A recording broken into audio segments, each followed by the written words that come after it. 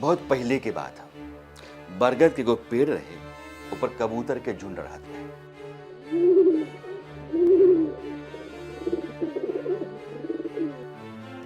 वो झुंड रोज खाना खातिर बाहर जाए, फिर उड़ के पेट भरला के बाद बरगद पर लौट आवे।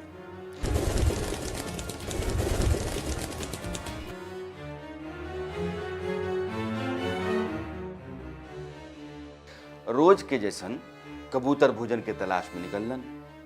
उड़ते उड़ते पूरा झुंड के निगाह नीचे जमीन पर दाना बिखरल रहे ऊपर पड़ल। लागल कि पेट तहीं भर जाई। ऐसे सब कबूतर नीचे जमीन पर उतर गए।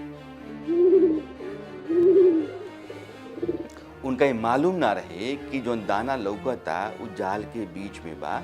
उतरे में बैठे त जाल में फंस जाए। एगो बहेलिया जाल बिछेले